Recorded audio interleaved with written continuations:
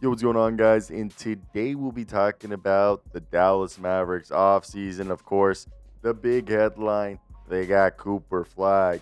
No, this is not any sort of conspiracy. The balls are drawn. I've actually had the opportunity to be at the draft the past 3 years, or draft combine, draft lottery for the past 3 years. Last year, I found out that we could apply to be in the lottery. This past year, we decided not to be in the lottery. Technically, Scotto or Sam or I could, apply to go in the room that they do everything.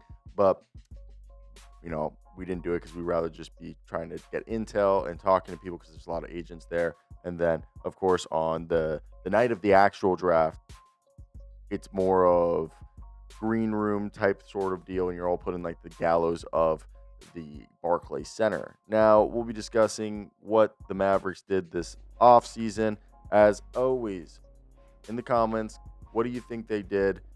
What was their best addition outside of Cooper Flagg?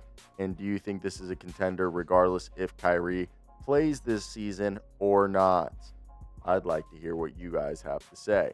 And if you guys enjoy this type of content, hit the like and subscribe button. It helps out the channel a ton. Now, if you guys want to just take a look at who came back, who did they convince to stay? Well, the people who are staying are a few people that are pretty well known. Kyrie Irving signs a 3-year extension, which still gives him an opportunity in the final year. It's really just a 2-year deal. Next year pays him, then the following year, and then there's an out, which they could, renegotiate a new deal, extend him one more time because that's when the 38 rule comes into effect after his next following extension, meaning that he could probably sign another 3-year extension, maximizing his value in terms of career earnings, regardless if he's a max player in his next deal or not. So that's just like a little bit of information to discuss right there. Now, Dante Exum, their point of attack defender who can play the 1, the 2, the 3 for them, a former lottery pick who went overseas, came back, has been a quintessential part of their defense when healthy.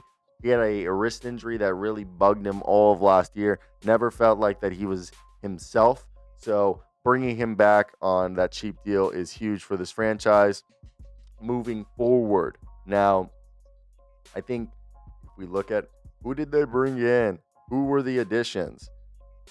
Outside of Cooper Flagg, there are 2 players that they brought in. Who is that? D'Angelo Russell, which if they were trying to find someone who was the poor man's version of Kyrie, was a guy who at times plays at an all-star level. He could shoot you into any game. At the same time, he can shoot you out of a game. He can create for others. When engaged, he's a solid player. They signed him using the taxpayer mid-level exception to a 2-year, about $11 million deal. Obviously, they drafted the sensational player out of Maine, specifically playing for the College of Duke. I went to the University of Kansas, so it's not like I'm a Blue Devils fan. Ironically, I was, though, everybody hates Christian Laettner fan because I like that attitude. Now, the big one is out of Gonzaga, undrafted free agent Ryan Nembhard. He's only 5'10", listed at 6 foot. Younger brother Andrew Nembhard, who was a star in this past year's finals run for the Indiana Pacers. He's a passing phenom, cerebral passer, one of the best passers in this draft, if not the best passing guard, up there with Yago or Demon, who's drafted by the Brooklyn Nets, on a 2-way for the Mavericks. Solid pickup for a franchise that he could end up maybe pushing Brandon Williams for some minutes. Now, if we're talking about this team's depth chart, what does it currently look like? Well, D'Angelo Russell, Klay Thompson, Cooper Flagg, Anthony Davis, and Derek Lively are the projected starters. Now, second unit, Daniel Gafford, PJ Washington, Nanji Marshall, Max Christie make up the 4 guys in that 9-man rotation. The biggest question mark right now is it going to be Jaden Hardy? Is it going to be Brandon Williams or even Dante Exum backing up D'Angelo Russell to start the year? Jaden Hardy was always more of a swingman, kind of not a swingman because he's too small for that, but he's always more of a 2 guard than a true point guard with a little bit of point guard skills, more of a scorer, kind of a 6-man role. Dante Exum is more of a defensive guy who's more in a that combo undersized swingman role. And then Brandon Williams, who had a great end of last year, good playoff, performance, is someone that I think could end up being that guy. Also, their two-way, Ryan Nembhard, could actually be that guy. He's older than you think, 23, 24 years old. Matthew Cleveland and Musa Sisi are both on Exhibit 10s, which is basically I think it's 60,000 or almost 70,000 is the current G League contract.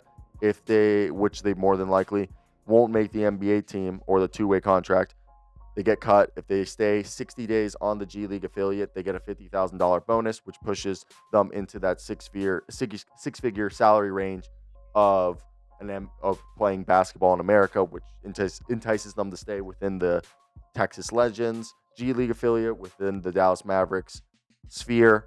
So that's huge. They have Dwight Powell, Omax, Olivier Maxence Prosper, who's Omax and Dwight Powell are probably both trade candidates.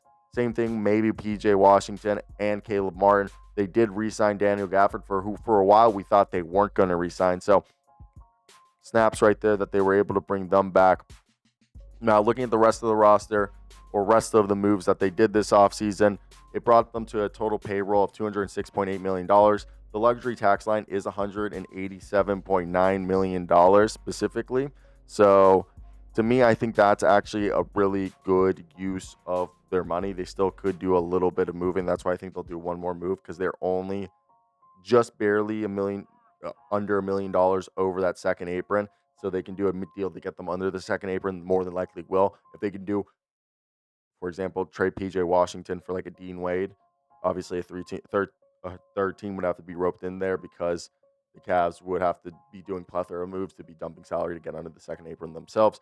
But in that scenario, you would be able to get out of, I believe, the first apron, because Dean Wade's making like $6 and PJ's making like 16. So it's like a $10 million. Maybe you move one other person like Caleb Martin, and there you're able to get over it.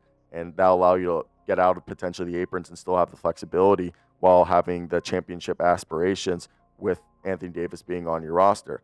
Now, I think big picture takeaways right here, if we look at everything that happened, they got, look, I wrote generational right here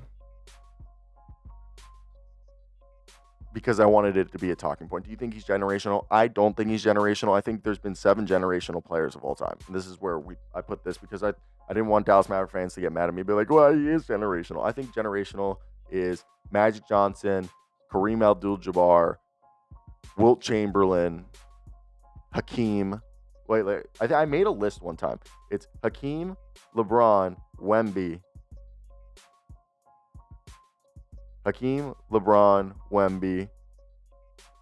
Kareem, Magic, and I think the other two, that Shaq, and I think Wilt's the other one right there, right? That number 1 picks who were generational. That like guaranteed not to fail. Now, he is a franchise cornerstone. I do believe that. I think he is a guy like that. They were able to retain Kyrie Irving on a friendlier contract. It gives them room for Russell to become their 6th man. He can play with D'Lo. He can play. D'Lo can play with Kyrie or play off of him, or relieve him. They also have great depth in the front court with Anthony Davis, Gafford, Flagg, Derek Lively. Now, obviously, with the additions of PJ Washington, Martin, I just think this is a real team. Max Christie. They're up against the second apron, but it's going to be easily for them to do the salary cap gymnastics to gain that flexibility. But if they hit that internal growth and stay healthy, regardless of Kyrie, this is a team that could be a playoff team if they're healthy and Kyrie comes back this year. This is a team that's a contender this year. But if they're not fully healthy this year, they'll be a playoff team, but a potential contender next year. That's basically everything I had for you guys today. If you guys made it to the end of the video, I'd like to hear your guys' thoughts. If you guys agree with what I said, let me know. If you guys like this type of content and you made it to the end, clearly you should hit that subscribe button, as you will get more of it on a daily basis. Cheers.